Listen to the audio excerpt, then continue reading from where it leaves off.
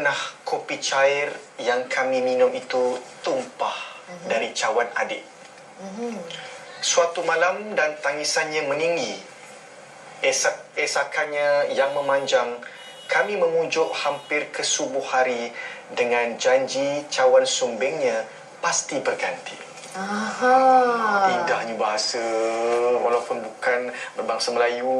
Tapi kita nak tengok dulu. Kita tak nak memperkenalkan lagi siapakah gerangannya. Betul. Dan kita nak melihat sedikit bingkisan istimewa berkenaan dengan seorang profesor ini. Dan yang pastinya saya nak tanya jugalah, adakah cara penyampaian look itu betul? Nak puisi ni senang. Sebab saya sendiri agak rasa malu lah walaupun berbangsa Melayu, tapi tidak pandai menulis puisi dan tidak pandai untuk bermadah, berhelah, bersastra, berfalsafah. Berfalsafah. Apa pun kita tengok dulu lah BT ni. Saksikan. Mendengar bicaranya dengan butiran percakapan jelas dan tersusun, baik dalam perbualan harian maupun berpuisi, sukar untuk meneka yang beliau bukan berbangsa Melayu. Antara pemuisi bukan Melayu terawal mencipta nama dan pernah memenangi anugerah kesusasteraan serantau Searight Award pada tahun 2000. Itulah karisma yang dimiliki oleh Profesor Madya Dr. Lim Swee Tin.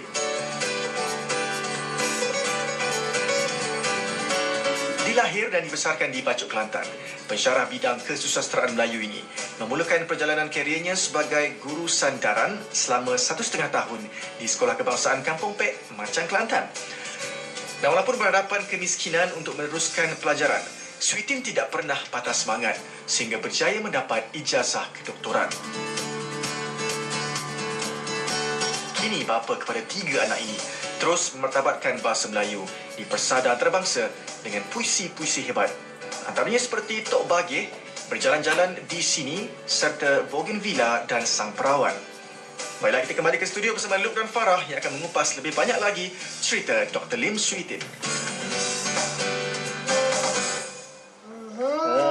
Kepada orang Kelantan, selamat pagi orang Kelantan. Ni orang Kelantan pasti bangga dah. Ya, orang bacok betul.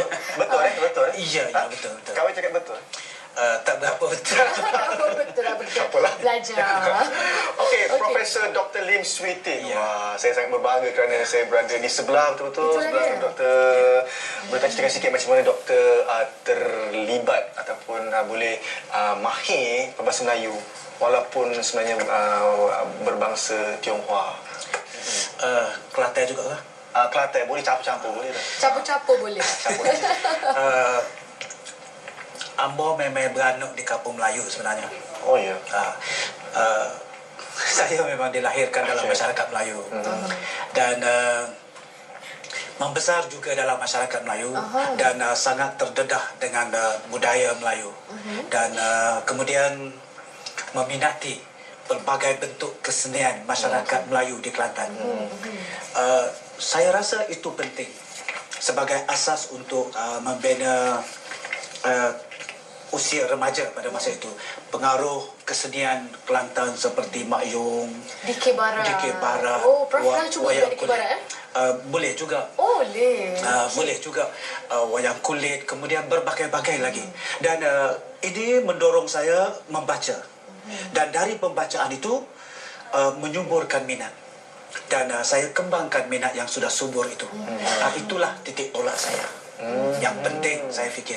Tapi kabarnya dulu Prof mempunyai sedikit masalah kesulitan wang dan sebagainya untuk masa pelajaran. Apa lagi cabaran yang Prof hadapi?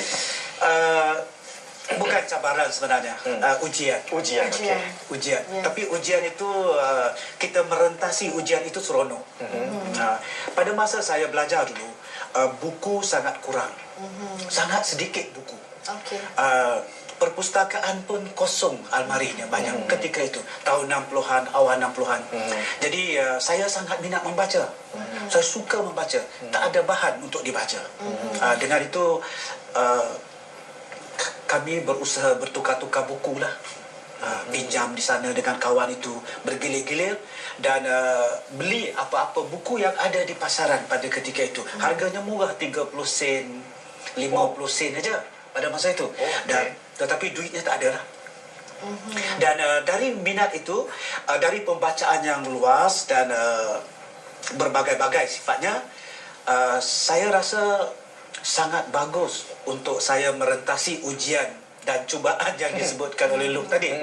Dan kejayaan yang dicapai hasil daripada usaha yang tak kenal penat dan lelah itu membuahkan hasil yang manis. Itu yang penting. Itu yang penting. Okey, Saya dari dapat segi rasakan kemanisan tu. itulah dia. Dari segi komunikasi tu memang Prof begitu fasih, memang senang saja nak bercakap bahasa Melayu. So memang membuktikan yang Prof dikelilingi dengan kawan-kawan yang berbangsa Melayu dan sebagainya. So penerimaan keluarga sendiri mengatakan tak ada masalah sebenarnya. Baik keluarga saya pun sebenarnya sangat rapat dengan orang-orang Melayu. Dan boleh dikatakan susah senang kami bersama masyarakat Melayu pada ketika itu, dan suka duka kami juga bersama orang-orang Melayu. Jadi hidup sehari-harian juga dalam lingkungan orang-orang Melayu. Jadi saya tidak pernah berasa jangkal sebenarnya. Tak ada apa masalah. Sangat mesra, sangat akrab. Susah senang, demam sehat, semuanya bersama dengan jiran-jiran, tetangga kami. Bahkan ada keluarga Melayu yang semacam keluarga kami, dan kami dimiliki oleh keluarga Melayu itu sampai peringkat itu. Tapi Prof, sebelum saya lupa ni, Prof memang fasih berbahasa Melayu. Apa lagi bahasa-bahasa yang Prof fasih boleh kongsikan? Saya sebenarnya tak berapa fasih bahasa lain ni. Bahasa ibunda sendiri? Bahasa Melayu lah yang fasih sebenarnya. Oh, okey. Kecek Kelantan. Kecek Kelantan paling fasih sekali. Fasih Kelantan lah. Cantonese, Mandarin, Hokkien. Saya ada memiliki sedikit kemahiran berbahasa Hokkien sebenarnya. Di situ mengikut ayah saya. Dan saya boleh berbahasa Mandarin. Itu saya belajar sendiri. Sepatah sehari saya belajar, lama-lama boleh berkomunikasi dalam bahasa Mandarin. Dan saya boleh berbahasa Siam sebenarnya. Boleh, yang tu pun pasal juga bahasa Siam. Boleh kongsi sikit? Boleh, kalau nak bercakap Siam, lu boleh cakap Siam. Kap kun kap. Oh, itu bahasa di Thailand. Oh, Thailand lain. Ini saya bahasa di Kelantan. Macam mana? Bahasa di Kelantan ni bahasa Siam dia berbeza dengan bahasa di Thailand. Pai kenai, pai nai, pergi ke mana? Pai nai, pergi ke mana? Kin kau makan nasi. Macam tu. Jadi dia sangat keras sedikit. Dia keras sedikit dibandingkan dengan bahasa yang di Thailand. Ini bahasa yang di selatan sebenarnya.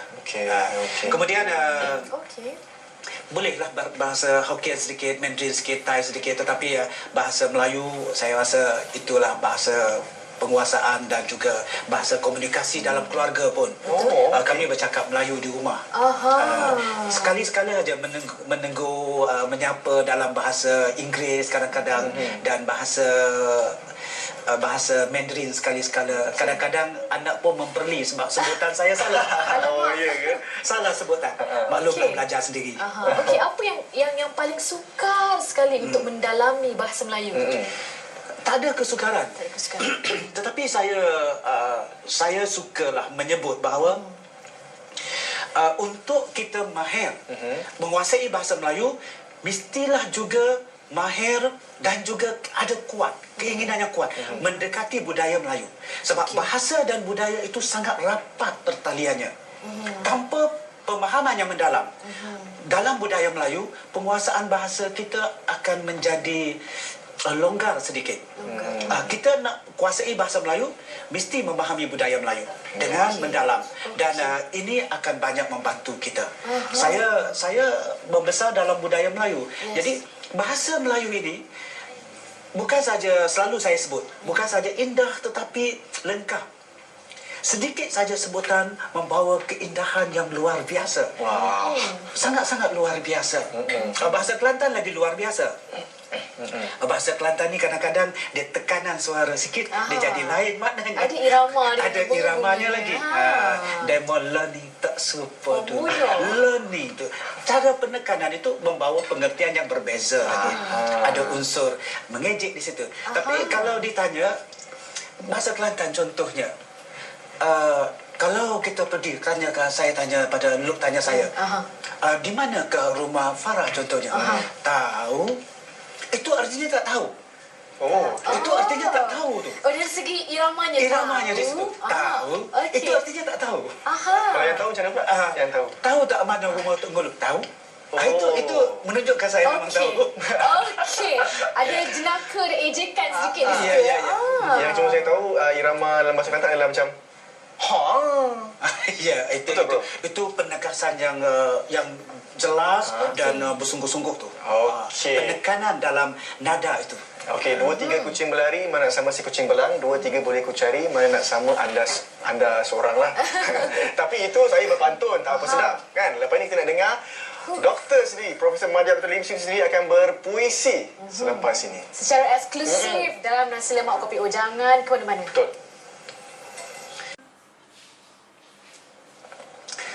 Ada kepada suatu hari sakit saudagar laki dan istri.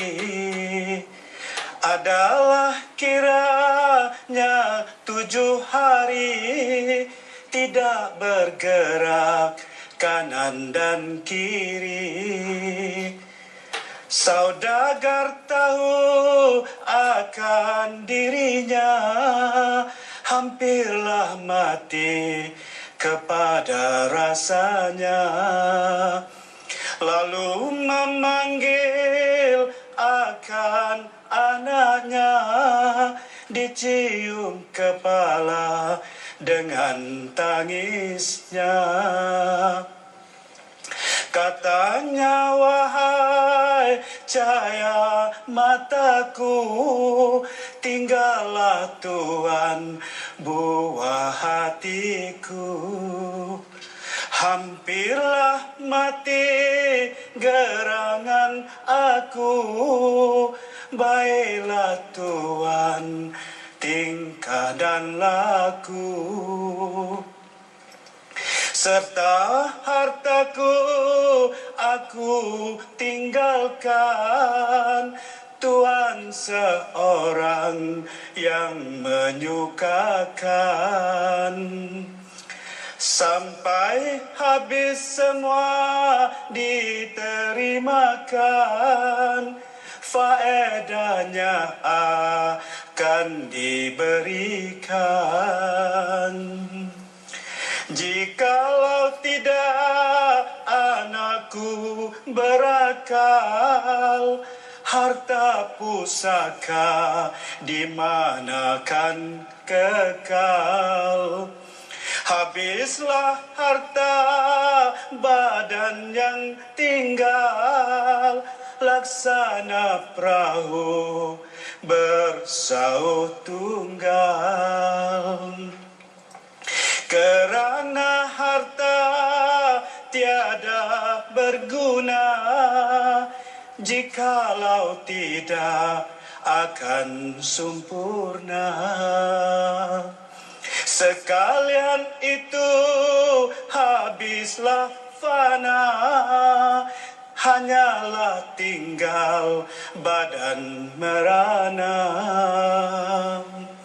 Budi bahasa janganlah lupa, muliakan olehmu ibu dan bapa.